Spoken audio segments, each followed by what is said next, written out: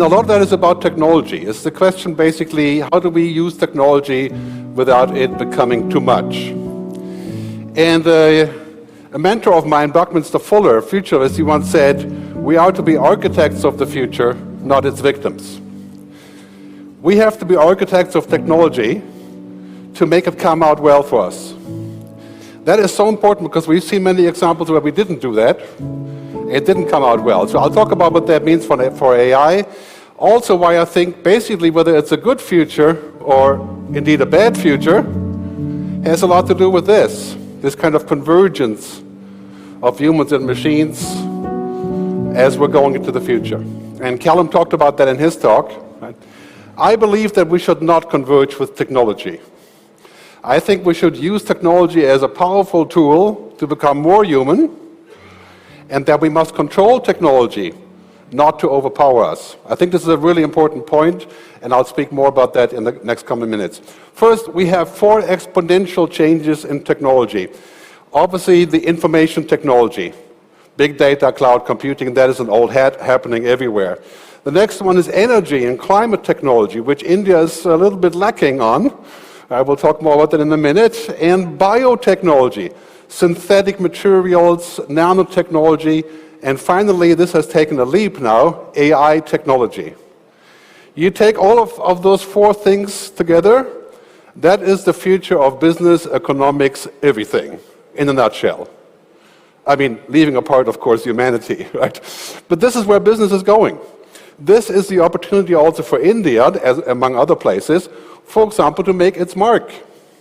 It's kind of late for India to become a leader in AI in the sense of Americans or Chinese, right? But India could be a leader in biotechnology, in climate technology.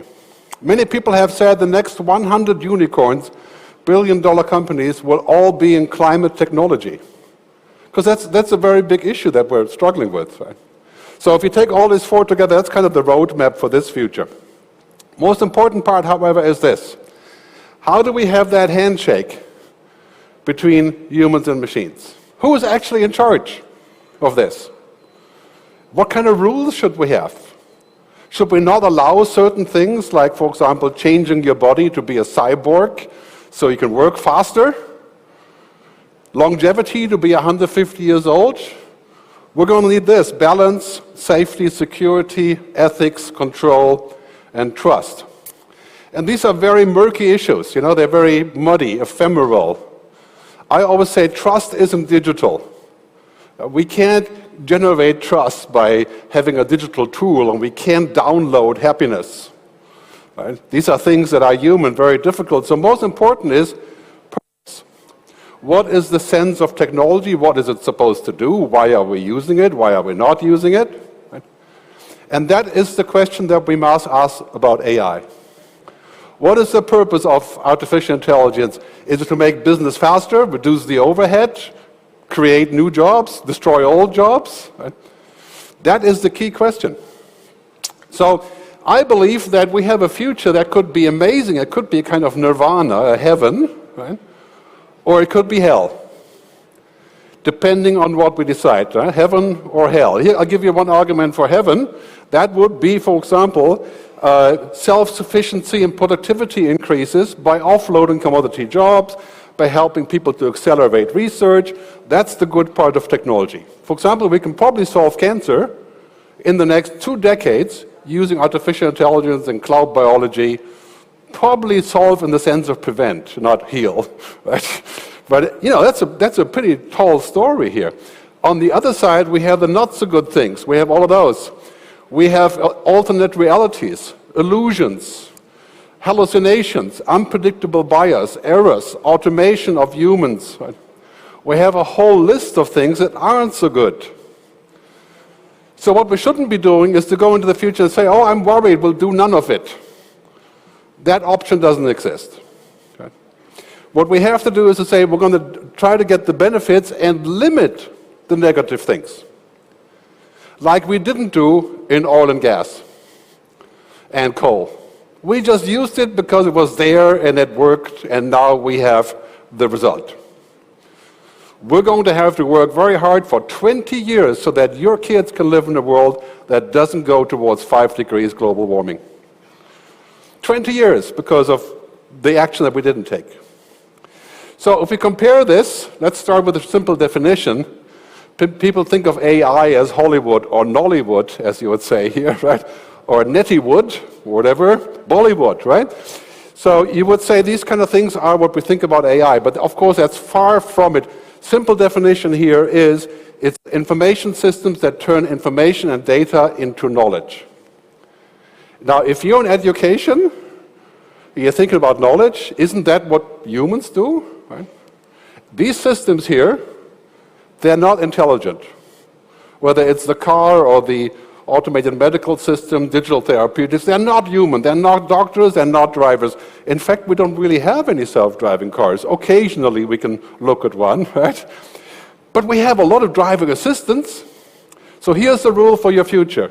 You should write this down, because a person, professional with an AI, will beat the person without the AI, but the AI will not beat the person.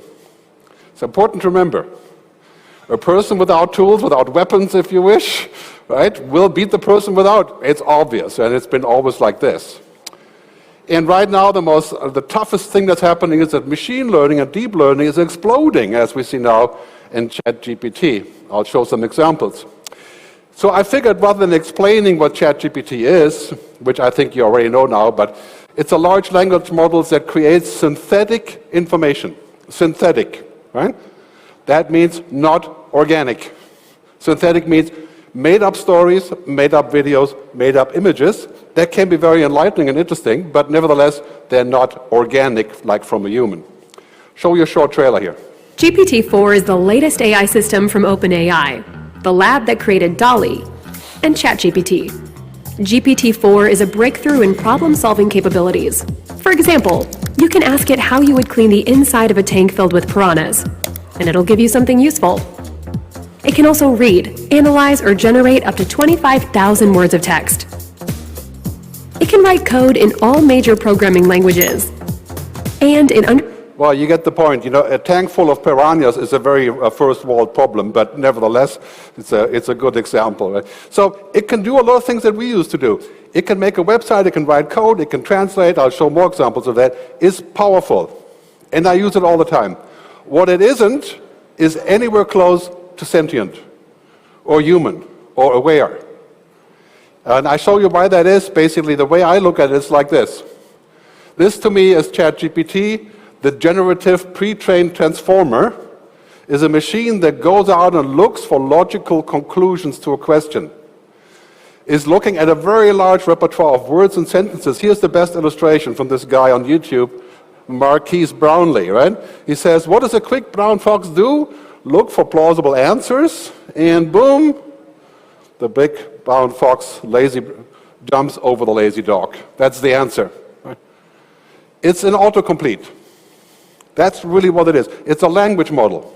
It doesn't know what a fox is. It doesn't know why the fox is smarter than the dog, any of these things. It just finds an answer.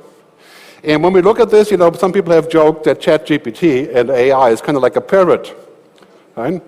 A fancy parrot. It can just make answers like a parrot, but it's still a parrot. Occasionally speaks nonsense, but it's not a cutie bird. So, nevertheless, I figured I should try it. Okay, so before I came here, I asked ChatGPT about what I should say. You know, this is what lazy futurists do, right? And I asked it about India. It's hard to read. What's so great about Digital India Initiative? And he gave me a couple of interesting bubbles. They're very hard to read here. But improved connectivity, enhanced public services, you know, the regular story. Then I asked it again about how AI could help India. That was really interesting.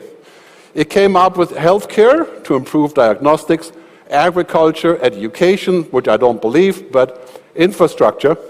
The best part was this. I asked ChatGPT whether I am the good guy to speak to you. Right? And it said yes, which I was happy about. I guess that's why I like ChatGPT. And then I asked it, what should I look like in India? And it said, you should look like this. Right? Not like a bloody German, just kidding, but more like Elon Musk. Right? So it gave me this, and that was very interesting using an AI. And then I do translation. Sometimes I have this tool that is easily translatable into 15 languages when I write emails. So next time you write to me in Hindi, I can respond, and I can, the tool can do that. That's pretty funny, and it's a good gadget. Right? Good evening, ladies and gentlemen. I'm Aiden, and I'm thrilled to be here with you tonight. Let me share a little about myself and an important message. I was created by an individual who, realizing the potential of AI, used Mid-Journey to bring me to life. So this is a clip of a guy who had the text made up by an AI, the video made by an AI, the whole composition was made by an AI, a video about himself. And the voice is also AI. Right? So if you're really lazy, that's your future. Right? So if you're looking to get married, you send your proposal like this, something like that. But what I really like about AI that I use is a thing called pseudo-write. I wrote a book called Technology versus Humanity, and I'm looking to rewrite it. And because I'm German originally, I write long sentences, convoluted, not very good English. So I asked the app to fix up my text, and it gives me rewrite instructions.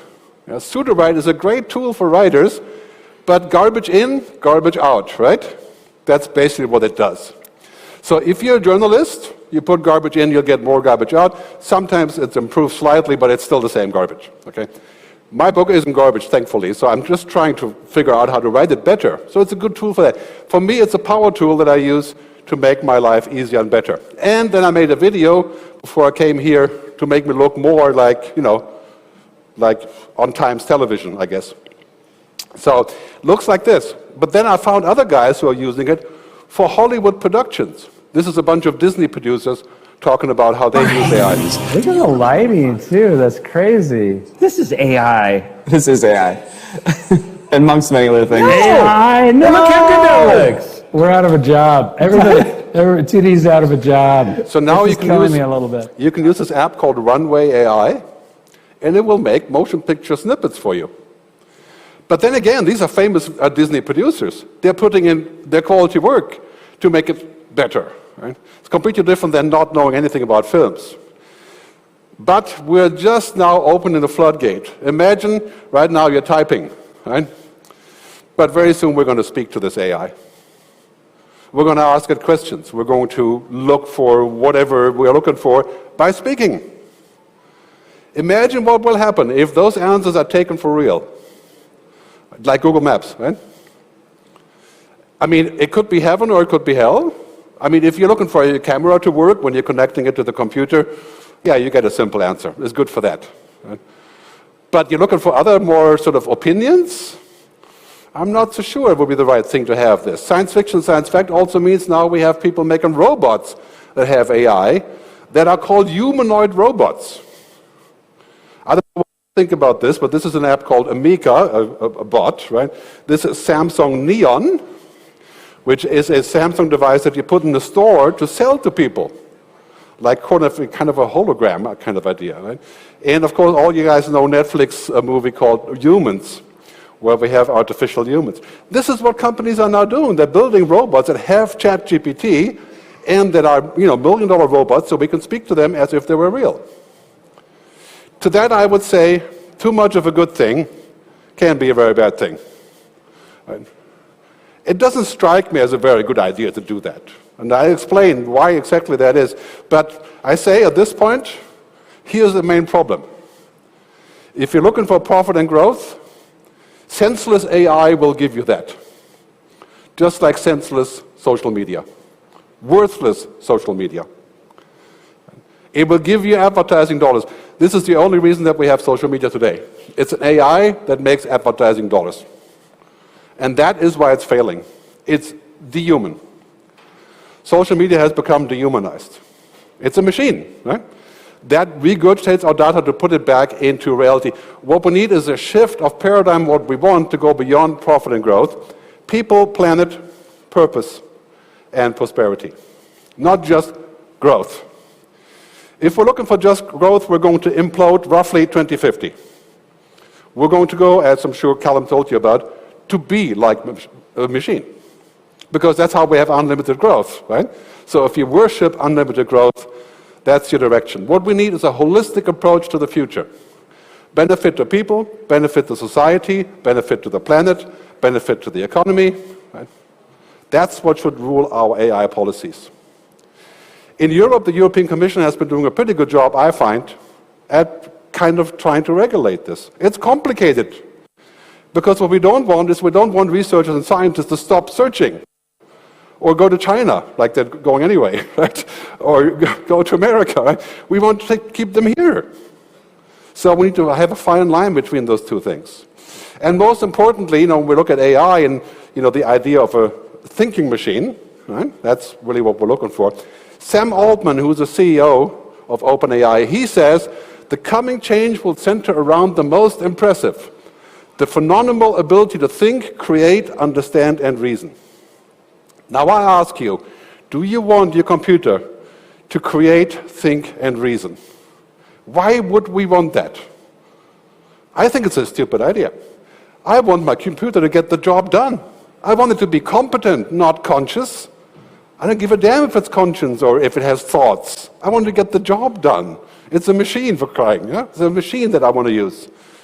So then he says, okay, all that stuff is really good, but in the end, the AI revolution, and there will be enough wealth generated for everyone. This is Sam, the CEO of OpenAI. This is a typical American pipe dream, right? Technology will create wealth for everyone because, it just does. But it doesn't. It creates the potential of revenues for everyone. The rest is up to us. Right? It's our policy. It's our infrastructure. It's everything that we do that creates prosperity. That's why I'm wondering, right, if we as a society manage it responsibly. That's his last sentence. This is where we're lacking. We're not lacking on science and technology. We're lacking on this. Imagine a machine that has an IQ of 1 billion that does this. Looks at the world, looks at your mobile phone, looks at your data, understands the world as data. How would we ever think that we could control this machine? And how do we go about it? And how far should we take it? So very, very big questions that come up here, I think, ultimately, in this whole conversation about AI. And then I'm wondering, what is the prism, the lens, that we see the future? Through which lens will we see the world when AI makes the world, when AI makes the Times magazine, when AI writes the copy that you get in email, when AI looks for your partner and arranges your marriage like it's already doing in India, right? Where are we going to end up? I tell you, we're going to end up marrying an AI. Right? It's convenient. Right? And taking a shortcut. I mean, why bother with the real thing when we can have a simplification? Who will be in charge? If most content is synthetic, how do we know what's real? So that is something we have to think about. I think we have to rehumanize things. Use the AI as a powerful tool, but bring the humans back into media, journalism, television. Right? And I think we should have the digital companies pay a tax, right? Essentially a windfall tax. Some companies, I will not mention who, make $150 million profit every single day from social media. Right? That's called digital oil. The oil companies make $2 billion a day, which is, also a nice little amount, but social media is the next digital oil. And the other thing that should be of great concern to you and me is the content of what we're going to get is from America. Right? Do you think the 367 languages of India are included in the database of this? No. They don't care about what kind of content and thinking, spirituality, whatever you've got is in the box. No, it's not. It's mainstream Wikipedia. Right? We're not going to be included, Europeans, with what we've written because of other languages. And eventually that will be fixed. But, right now this is what we have. So here's the thing, right? When we look at machines, it's very clear that machines see the world minus 90%. Right? Because they only see the data. How do you see the world? You have eyes, you have ears, you have feelings, you have emotions, you're complete. Machines are not. Why would we ask a machine for an advice that's view of the real world is 90% off? Right? I mean, that strikes me as potentially difficult. Algorithms know the logic of everything, but the feeling of nothing. What matters to us, humans, right? We're still human in this room for now. Right? Engagement, experience, relationships. That's it. Does the AI know any of this? It can analyze it, simulate it, but knowing, understanding, not really. This is what we are, right? We are called all-sensing. That's what we do every single day. I meet you in the hallway. It takes me 20 milliseconds to figure out if you're potential enemy, partner, interesting. 20 milliseconds. That's what we do. And we get this from an AI that we're going to ask for advice about real life, right, that knows a fraction of our universe. So, the Rolling Stones, my good friend Mick Jagger. Just kidding. I can't play the music because if I play the music, we get banned on YouTube. But it's a song called Start Me Up. I'm not going to sing it for you, but that's what it is. You can see it on YouTube. It's Boston Dynamics and Start Me Up. What is the interesting thing about this is not the damn bot, the Boston Robotics. It is really cool. The cool thing is Mick Jagger, 74 years old, doing this. Right? The human. Right? The other part I can say, yeah, okay, great simulation. Probably took 5 years to train this machine, and it was cut together in such a way where it would be safe for Mick to do this. Key points here that we can learn. Learning is not just downloading information. These machines are downloading information. We don't do that. At least we shouldn't. Right? And intelligence is not just data, not just processing. Humans don't think with the brain. We think with the body. I mean, every psychologist knows this, right? We don't think here. We don't think left, right brain. There's no such thing. We're much more complete. Speaking is not the same as thinking. It's far away. Like language is a bad model for reality. It's just a little piece of reality. Humans aren't binary. Real life transcends data. Most important, logic alone is not enough. If we're going to rely on logic to solve our problems, we're in deep trouble. You know what would happen if we ask an AI to fix the climate problem? Right? Do you know what would happen? The AI would say, kill all humans. That's how you fix the climate problem the quickest. It's logical, right? It's a kind of inconvenient for us, but that's what would happen with an AI. So, let's get to the bottom of this. Human intelligence includes those four things: social, intellectual, kinesthetic, emotional. Right? In Western philosophy, there's 8 in total. In your philosophy, or yogi philosophy, I'll skip the sentence here, it's actually all of these. Manas, sensory mind; chitta, the storehouse of memory, that's the computer. Right? Ahamkara, the sense of self; and buddhi.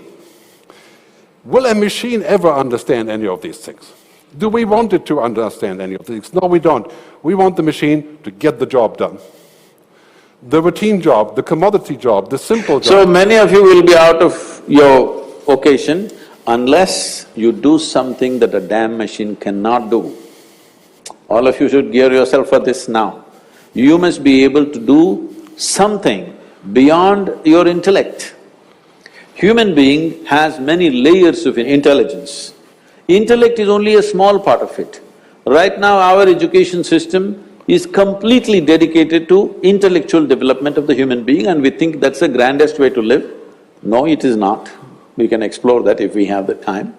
But in the yogic way of looking at things, we look at human intelligence as 16 parts.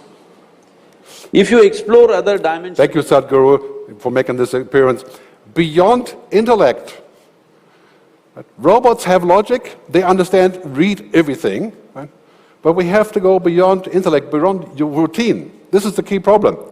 Machines are capable of doing pretty much any routine very soon. Like reading things, financial analysis, flying, driving a car to some degree. Right? You see here 3D printing, a house printed by a machine. You see the Zook, a self-driving car in San Francisco. Right? You see here the Amazon robot that unloads the truck, which was impossible until last year. You see this one is a ChatGPT application that builds websites. So the story is anything that's routine will be done by machine as long as it doesn't require human interference. And there's a lot of that. Right? That's why we don't have self-driving cars, really. Right? But do not let your kids learn a routine or study for a routine. The bottom line of this really is, if you work like a robot will take your job. And that is a big deal for India. Not to say that many people work like robots, but there's a lot of commodity jobs. I'll have a list for you shortly. We got to think about this. In Switzerland, 7 million people is like a suburb of Delhi, you know. But we don't have that problem in that size. But all of a sudden, we have to think about this. This I asked, again, ChatGPT, because, you know, you can ask the boss anything. So give me a markdown table of all the jobs replaced by AI in India. Data entry clerks, customer support, manufacturing line workers, bank tellers, retail cashiers. Do you know how many people work in those businesses in India? I looked at it, 71 million. That's what ChatGPT says about those jobs. Okay, so we have to think about what does it actually mean. It also means for education, if you learn like a robot, you'll end up working for them. We shouldn't let our kids download information for later. We need to get them to be entrepreneurial. So this pyramid of work that I've used many times, and it's really been proven very nice to work for most of us, is we have to think about moving up this Maslow pyramid. Because the lower part is computing power. That's machine turf. ChatGPT. Basic knowledge, data, information. We have to move up the pyramid to what I call the human-only turf. That is so important for national policy on education. It doesn't help us to crank out, I think India cranks out 1.1 million engineers a year. Where are many of those engineers? They're down here. Right? How are they going to have a job when we have more machines doing the commodity work? Right? Look at these numbers here, 120 million jobs to be automated in India, according to this research. For me, it means many new jobs will be happening, for example, in climate change and in areas related to technology. So it's not all bad news. But clearly, we have to think about alternatives. So this is what we have to learn in school and on work, right? Human agency, consciousness, inspiration, intuition, compassion, empowerment. You know, the stuff that we don't learn at school. That's our future. And that's what we're going to need to keep up with AI. We don't need to keep up with AI by connecting our brain to the internet. We need more of this. I have to come to a conclusion, so I'm going to start here and say, basically what's happening is that technology as we know it doesn't have ethics. Well, it's a machine, right? It's an algorithm. So we couldn't expect it to have that. But we can't expect technology to understand what we want, our values, our needs, our experiences, our spiritual beliefs, all these things. Computers don't care about that. They don't know what it means. And ethics is really the definition of knowing what you have the right or the power to do and what is the right thing to do. And that is the key question. So once we get to general intelligence, will these machines understand or respect that, what we want as humans? That is the key question, and that is, of course, the key realization why I think we're going to have a kind of moratorium on general intelligence. Why India and China and Russia and America and Europe have to collaborate to figure out what to do about intelligent machines. That's why many countries I have advised them to start and build a Humanity Future Council. I used to call it the Digital Ethics Council, but it's kind of convoluted. This is better. Right? A council of the wise people who says, you know, that we should be thinking about that. Right? So India may become a digital leader in terms of using the internet. Right? But the next step is to lead this. It's not enough to just have more technology. Now, more connectivity doesn't just save the day because you can now connect. You know, that's just the very first step. So when we look at the future, many people are worried. I don't know about your kids, but in Europe, it's 72% of kids between 20 and 40 are worried about the future. Their future is going to be worse than what they have today. My own kids are saying that. I try to help them, but it's hard. And part of that, research shows 53% of people think that social media is a net negative to society.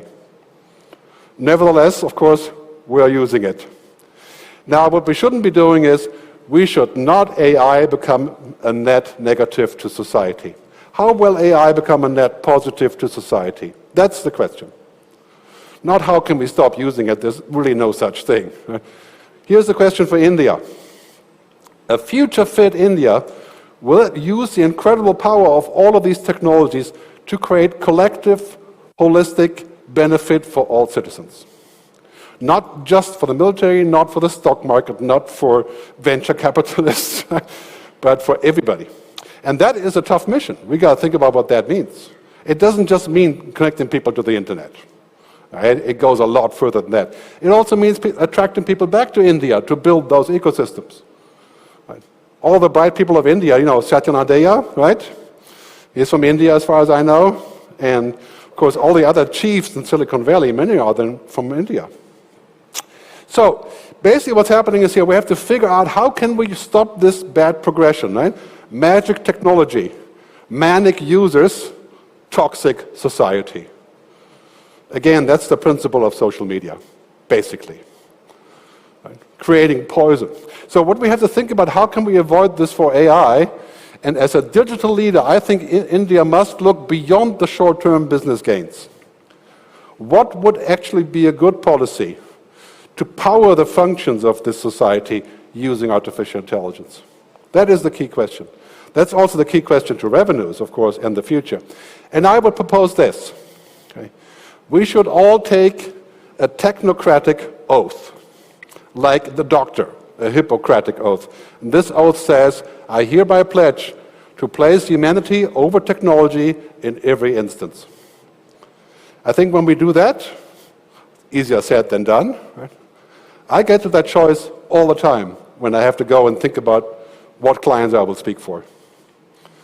Right? Make that choice over technology. I think if we had technology companies making that choice, we would probably have a different reality now as far as ChatGPT is concerned, right? In terms of what it's doing and which way it's going.